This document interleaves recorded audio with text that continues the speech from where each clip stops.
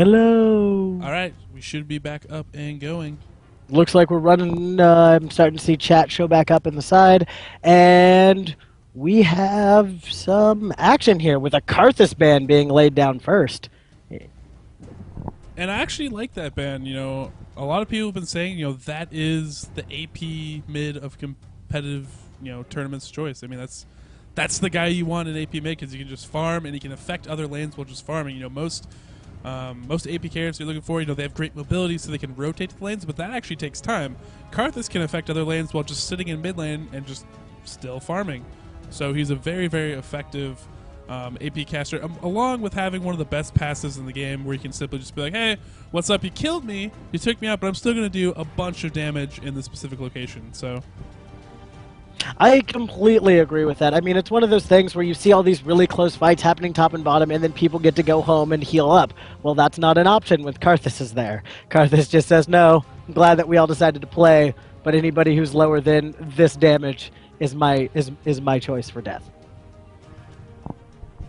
The Nautilus Nidalee ban's coming in. Obviously, they looked up player history, maybe checked out what happened in the last game, and so they have an idea.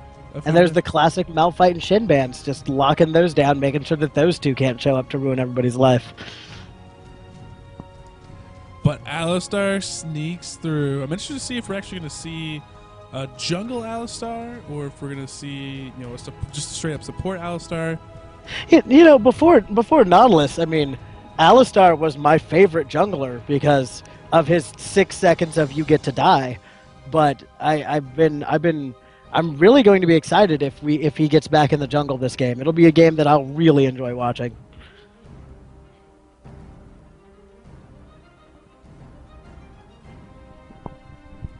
Let's see what Team Evil Cookie's gonna come back with. Typically, the key to his success has been coming up with really nice, well thought out team comps.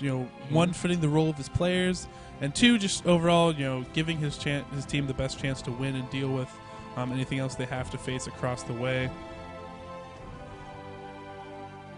Evil Cookie has, I'm interested to see. I was surprised he won round one. He's been playing a lot of DayZ mod for that Arma 2 mod where it's like zombie survival horror, so I didn't know if he'd be able to survive in League of Legends, but apparently he did okay enough. Honestly, I don't even know why he came back to this game. It was a much more pleasant place before he decided to show his face back here. And here we have Corki. I love Corki. I don't think Corki's played enough. It looks like we're actually going to see Alistar going in the jungle with that Janna pick there, getting back on her support job. And Alistar jungle, he's really, really scary. He's kind of almost like the response to, if you don't have Nautilus, you can kind of use Alistar to fill in the same role. You have the gap closer with your headbutt. You have the pulverized stun, and then you have your ult too, which not only is a cleanse, but it can also help you dive and be do some really, really crazy early aggression. Yeah, Alistar is also one of those characters that level 2 you have to be completely aware of where he's going to be because he's coming for you. He's coming for you level 2 because he wants those boots really bad. They're expensive.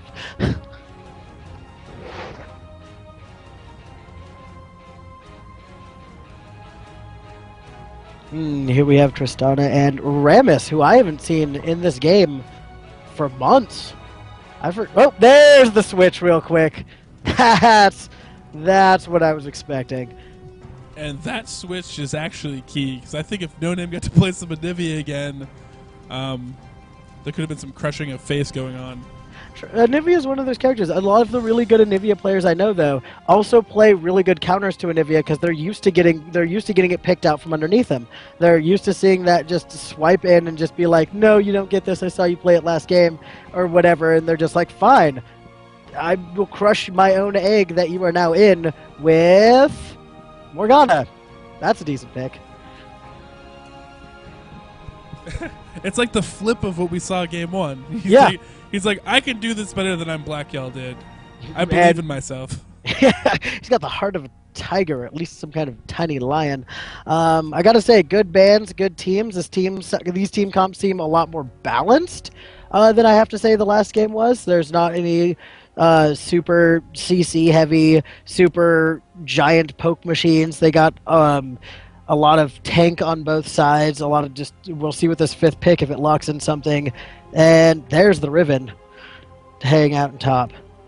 I like these teams. I approve. The help approves.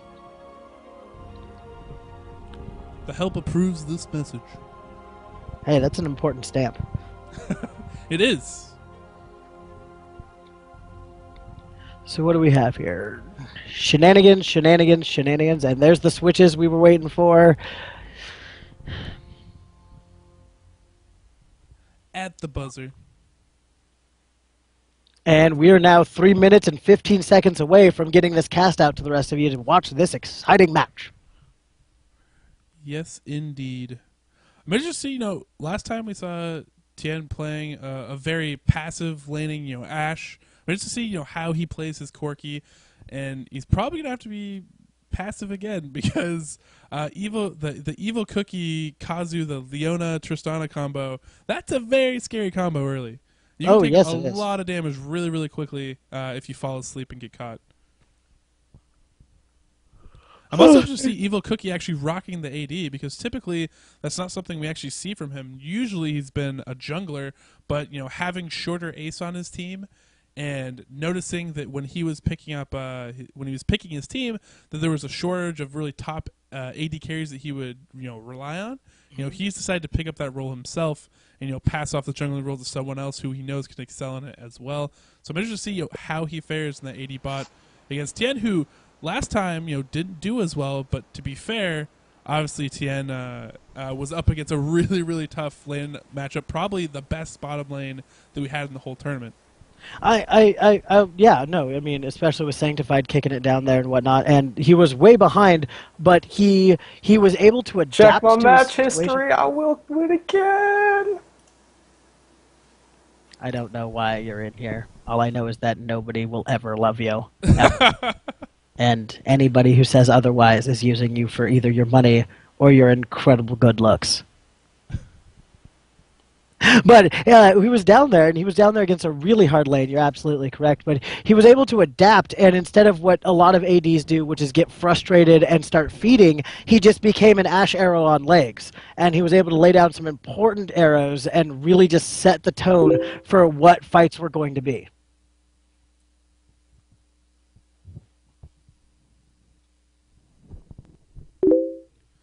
Get pinged.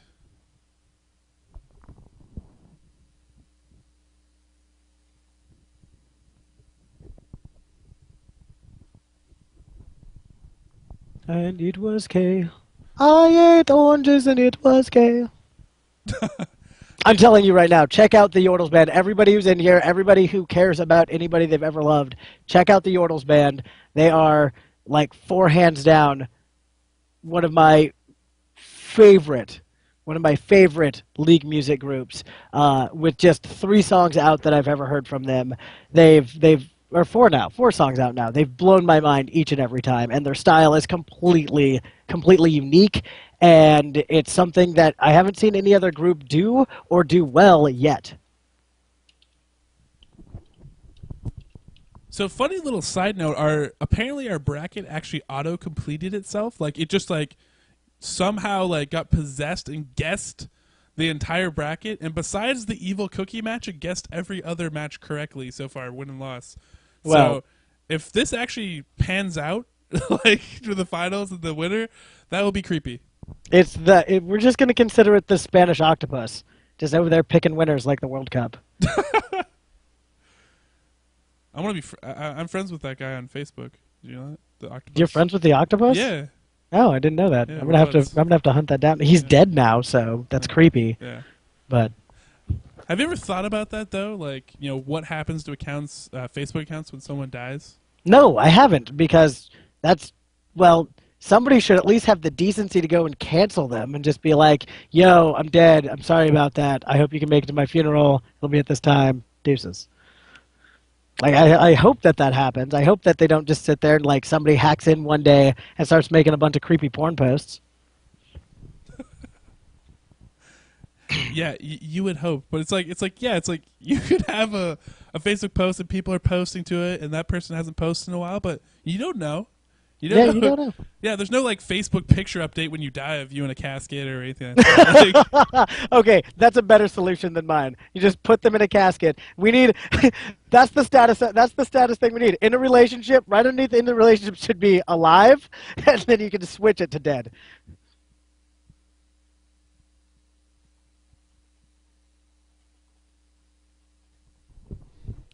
All right, looks like we hopped into the game. I'm just gonna fix my view since it did spawn in the bottom right-hand corner. Fix my screen real quick, and then I'll be able to show you guys. All right. It's looking like everybody's leaving base. I know that's a big surprise for everybody. Normally everybody just sits there like a bot. And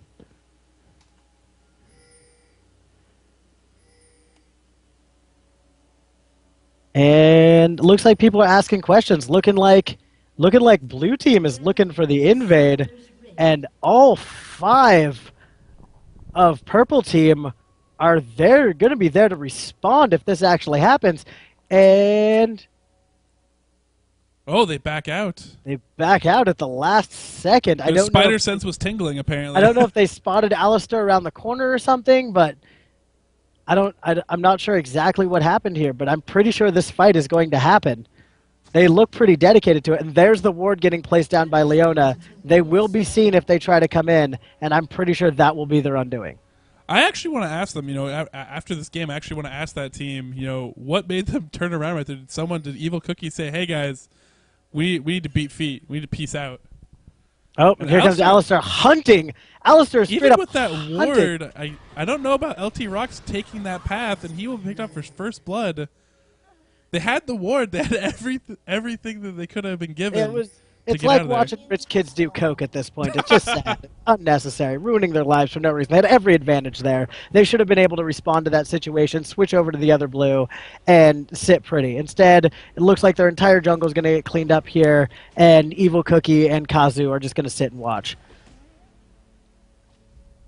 Yeah, and actually the one thing to point out, too, from the blue team was the timing on that. They came into the point, because what we've seen, if teams go in too early and try to secure that blue, they'll back out, and the other red team will just come in here we like go. this. Evil Cookie coming in, trying to make something happen. Pressure on there.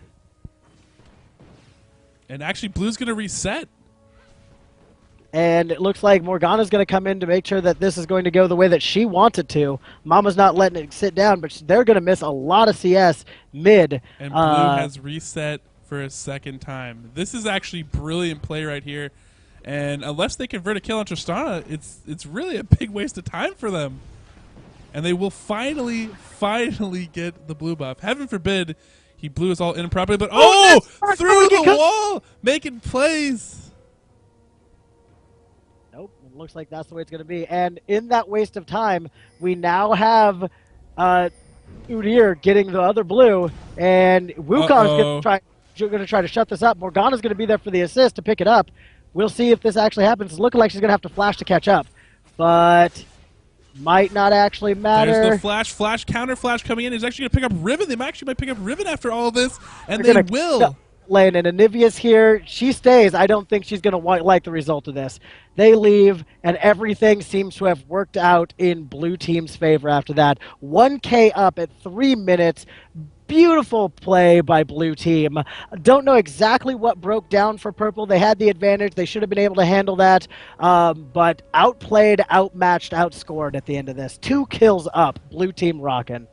Yeah, and even Alistar, actually, after all that, we went away because we had to look at the top action. Alistar was still down that bottom tribush, like, come on, Evil Cookie, move an inch over here. I'm gonna come out of this. I'm gonna come out of this brush. I'm gonna own you. But alas, Evil Cookie stayed safe, and Alistar's back to his jungle. And I have to say that they probably could have got away without losing Riven there. With the great flash by Udyr. But if Udyr lost that double buff, that would have been crushing. Because, if you ever give up double buff that early, it's a huge, huge deal. Oh, yeah. Oh, yeah. Especially all the work that had to go into actually getting that. There goes Leona super low. Looking like this bottom lane is just getting poked down, which is something that I didn't 100% expect, but I'm going to have to keep an eye on these kids down here. Yeah, one thing to note, too, is that, Evil Cookie had to spend all of his early health potions just to sustain through defending that blue buff and taking all that damage as he was running away, just to stay in lane. Otherwise, they would have had to actually blue pill and run back up and miss CS and experience that way. So that's actually really affecting the laning phase right now. It really is, and that entire kerfuffle around that entire blue buff is really, I think, going to set the tone for this game. I mean, that was devastating. The amount of CS that was missed by everybody, and really burning through those potions and not getting those kills. It could have gone either way that entire time. And then top lane Wukong locking it down, a level up on Riven, and bottom lane still just having to dodge Janna tornadoes all day. It's definitely, it's a side of Janna that you don't necessarily get to see all the time, because typically you'll see here, here comes Udyr about to get killed because he doesn't see that ward there, and backs out just in time. It would have been an interesting fight, but I'm pretty sure Cookie and Udyr would have gone down in that one. Yeah, the thing, like I was saying, Howling Gale, typically we see it defensively a lot from Janna. But if you do get in these situations where your opponent is low on sustainability and you have them against their turret, there's not a lot of places for them to dodge. You can actually start using those Howling Gales to actually poke them and deal a lot of damage. And it's something, it's an aspect of Janna you don't get to see in most games. It's one of those things where, I mean, the cooldown is there, and it's one of her only real offensive spells, and it's easily dodged, so the damage scales with it nicely. It's one of the reasons her going mid is terrifying. I've seen her go mid and absolutely, destroy children's dreams of ever being able to walk again. Tiny Tim will never make it to the hospital. Scrooge will never turn around at the end of the book because of what Janna has decided. The poke bottom lane, just denying Cookie, keeping him out of this, is really, I think, going to come back to haunt them if Shorter Ace can't get in there and make something happen. And that pink ward down in the middle of that lane might just prevent that from ever being a possibility. Here he comes again on his own. And there they go. A great engage actually onto Janna. They're actually going to turn this around, but the burst actually coming back onto Kazu, and Corky's just going to focus this out, pick up the kill early, actually exhaust onto Evil Cookie. Evil Cookie's going to have to juke back if he wants to get out of this, but now they've actually focused back on Thien. I don't think he's going to be able to escape. Here comes Morgana to clean up the mess! Oh! Morgana said no! Mama going to knock you out! That's the way it is, folks. Morgana, enough time to get down there to really just change lives. And that's another great mid-play by No Name. He's been impressing me all day. And hey, we saw this exact situation, except for the bird didn't run in the last game, where Morgana is now hunting. Oh, is now wow. Soul Shock hunting down this bird. And there's sweet baby Alistair who wants it. He's running quick, and messes his combo there. Yeah, he really needed that combo. Meanwhile, at the top, it looks like we had like a dive or something went down with Wukong near the top turret. Maybe got in there a little bit far, took some turret hits, and wasn't expecting to die. But that's actually going to give Riven some breathing room and let her catch up here, because she was behind the 8-ball. But now, she's looking good. She should be even up there. The bottom gates are interesting, too, because, like you said, he'd had to try to get in there. They had that pink ward there, warding out. And typically what you do is, if you know that's all warded, you kind of want to come up lane. But since Evil Cookie and Kazu were pressed against that bottom turret and had no way of pushing it up, there was no way for him to come up lane, so he had to keep coming from an angle where he would be able to be seen. I gotta say, I'm really interested in what's going to happen up top, because even though that kill's going to give her that little bit of breathing room, Wukong is still sitting 1,000 gold pretty on her and 20 CS. Like, she's really going to have to fight back. She's really going to have to pay attention and get in some work, and possibly even get some help. Oh, there's the Zenith Blade bottom, and Udyr's coming in, looking like that was all that they needed to just hold that off, and bot lane still remains in full control of blue team. Yes, and they should from here on out. I mean, one of the problems. Here we go again. Udyr just running laps now. It's just gonna not give this up. That's how he gets buff. That's how he gets buff. Oh, and they actually will get the engage buff, but here's the counter engage by Alistar. Leona's gonna fall first. Shorter Ace running for his life right now. He will flash over the wall. Evil Cookie should have a rocket jump left in him if he wants to get out of this. There's no mana. Otherwise, you definitely would have seen a Valkyrie over that wall to try to chase down. But instead, he's going to go back to farming. had to really save it, because if Alistair had gotten in there on him, he's going to need that rocket jump just to be able to get out before that Valkyrie. Like, I think that was a really good play on him holding that off.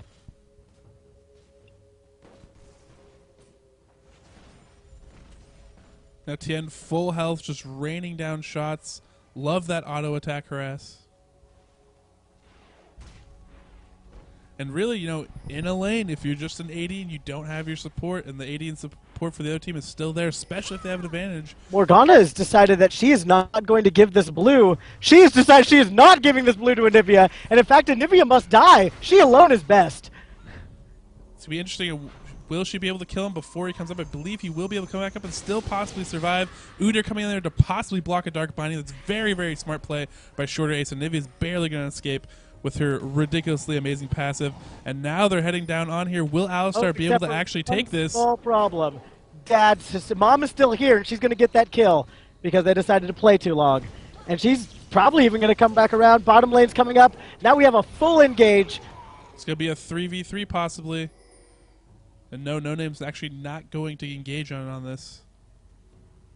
Udyr, Janna, and Quach are able to hold this in bottom, and they could take this blue if they want it. But it's looking like they're going to back away. They're going to let that. They're going to let that one go. Let the wards do their job. I got to say that comeback around from Anivia to get back into that skirmish was bold and foolhardy. Yeah, I think she really felt that she really needed that blue to establish lane dominance. I know, especially early as Anivia, if you have that blue, you feel so much more confident. You have a way to get back your mana. You can spam, bully, Morgana around. And so I think she really, really wanted it, didn't want to lose it. But unfortunately, she had to give up her life in the process. I completely agree with that. I think it would have been a much smarter play to have gone back, let the bottom lane and junglers secure this blue until now. Now we have Riven teleporting down. They really don't want to give up this blue. I've never seen this much effort put into a blue buff. Like they're just running this back over and over again. And in comes Alistar around here. Will they engage in here? It looks like they. Oh wow, Dark Binding trying to possibly steal it. Not going to happen. Anivia will get her blue. But look at all the resources they've dumped into that. Wukong, who has been devastating top lane, is now unopposed and free to just farm creep all day. And Riven has to run back. The run of shame. Wukong right now breaking 100 CS. Riven still struggling, just breaking 30 CS at this point. That is not a good day in top lane. Top lane, again, one of the most hard snowballing lanes in League of Legends, and it's definitely showing here. And even bot lane, we're running Corki at 92 CS, while Tristana is at 26. We have a gold advantage in one side. It went from 1K at 4 minutes to 5K, nearly 5K at 12. And really, last game we are talking about how it was really, really, really close, but it seems like all lanes right now for Red are kind of failing and nearing 5K, 4K at 12 minutes in. That's a big goal differential. We're looking at 5, 6K when you're 40 minutes in. That's actually not that big, but this early has such a huge difference in items. You can see it as you look at the lane matchups right now, and if it's not there, they just simply need to go back and buy, and then you're going to see a huge difference in dominance. But blue team really has no reason to leave. They could leave and get items right now, but they're denying in all lanes. They're holding everything down, and it's looking like there's going to make a move top. We got here to make a move top. Shorter Ace doing the correct thing, chasing towards the clone. Great dash and ult by Wukong. Wukong has turned this around, wants himself a red buff. Will he be able to get it? He is so close. He will be able to get it. And now Riven is in a ton of trouble. Will she be able to escape out? He's diving under turret yet again. There's the double kill. Great use of abilities and patience. He drew him in long enough just to think that they actually had a chance, sucked them in together, got that ult off, and now a gank on bottom. Evil Cookie's not there to die, but now they have that 4-man gank. We saw it earlier on mid lane. This time they're at bottom lane, and we're probably going to see a dragon out of this. And I gotta say, top lane was just a sheer matter of items. We're talking Brutalizer and 2 Dorans and a Vamp Scepter over nothing, over some magic resist on Udyr, and nothing coming from Riven at this point. She is just that fight was foolhardy at best. I think in this case, I see different levels of players when they're playing. They do look at the items and their matchup. And they do realize when they're behind and when they're ahead. And clearly, what's going on in this game is, they're kind of in the flow of normally in a game of League of Legends, he'd be able to make that gank and, it would be reasonable. But at this point, so many resources have, the lanes are winning by so much, and so many resources have been lost and gained by their opposing team that a lot of these ganks, they just don't work. And, and you keep trying to go in there, you're in the flow, and you're like, yeah, this should typically work. And then the next thing you know, you give up a double kill, and you realize, oh, wait. We're really behind. We need we need to do something else. That Wukong with a solid ult right before the stun, just sitting there spinning on them, really helped hold that down, not dropping those deeps that entire time. Yeah, I think definitely for the red team, what they need to do is they need to start. One, they probably need to ward up and try to start stealing some buffs. That's the one area where possibly if they have good enough communication and movement, they could possibly steal some buffs, get some objectives, and win that way. But right now, just ganking the lanes that they're losing right now, not going to work. And Evil Cookie's jumps in Evil Cookie is getting bold once again. Another attempt just at sheer boldness, and that heal bait might be it. But there's Alistair. Oh, underneath the turret. Daddy say no. Feed in the Coookie. With that Udyr leaving at just the wrong moment, really did come down to make that really pay. And I think Thien right there was just teasing him. He was hanging around. It's like, look, you might be able to kill me. Nope, sorry. And you know what? Honestly, Leona might have been able to hook that in, but Morgana was there behind him, was able to get that shield off, and then there was just absolutely no hope. It was taken away from them. And top lane, we have another dive coming down. Just not caring. Wukong just doesn't care. Going back for fun at this point. And, and this is what we saw from him last game. He was that Nidalee we saw last time, just not caring. And pretty soon it's going to reach that same point. He's just going to forget that this is actually a game, and it's going to be freaking World War II circa 1947 all over again. Here he comes, closing the distance. Just eating that Ignite, just burning it, doesn't even care. He wants to go back. She's just not letting him do it. And here comes Udyr, and I think this is really smart here. Udyr could actually make a play here if Wukong still wanted to play. I honestly think they could handle this with Wukong being under half health. And low mana, yeah, definitely. But he's just going to go back, gonna get fueled back up, grab some brand new boots, and come back to lane stronger, scarier, and full of just not caring.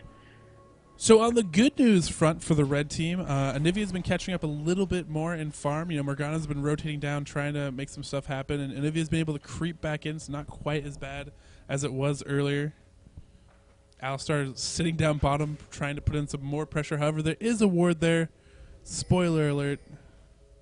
They definitely saw him, and they're going to see him come up. They're going to see him come up to try to gank this blue, to start something here. Question is it really going to matter? Anivia has blue, but she was out of mana. Oh, that's fun! Morgana's locked him down with her ult. Will it click? There's the click, and 1, 2, should be 2 kills there easily. Just fight through the egg. The rest of the team is dropping around him. They have no choice but to flee, leaving Anivia at the mercy of blue team. Yeah, that was actually, in that scenario right there, because Anivia... Wait.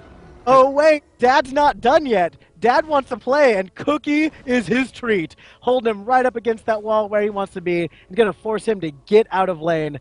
More starvation for red team here. Just not letting him play this game at all. I really like Zinfinity's Alistar. He's actually been doing, it helps to be ahead in your lanes, but, he's been... he was on Nautilus last time, and he had some great play there. But this time, he's definitely more of a boss. I don't even know if that's more possible when you're Nautilus. But his Alistar is just roaming around lanes, being like, "Yeah, what's up?" And right there was a really good call by Red Team. They could see Wukong going back, but they knew that both of them could not take him, and they decided to let him just leave instead of engaging him in the jungle and possibly giving up another double kill. Yeah, Red Team has almost lost all their auto turrets, I believe, at this point. Actually, they have lost all their auto turrets. So now, definitely, they've gotten down some more wards, which I actually really like from them. They're realizing that, hey, you know what? We're going to be losing map control. Unless we get some wards up, we're going to start losing all our buffs and other objectives. So we need to get down some wards. So I like that from them. Bottom lane's going to need some more wards in that blue side jungle, though. Otherwise, they will definitely not be safe. And here we have Quach and Janna, who have left their lane and have just decided that they want to do whatever they want to do now. And it's looking like up top we got some action. Once again, Wukong is going to get a double kill here. He is going to say no, and they will... Oh, wait. Will they escape? Oh! Nope. See, in that time, he just wanted to make sure they died at the exact same time. You Yeah, he didn't no, want to focus on Udyr too much. That was art. That was right there. And now they're just pushing up mid. And there's the surrender. Yeah, there is the surrender. 15-3, 20k behind. Nothing that could happen. I support their decision. And Evil Cookie, from one great player to you, suck it!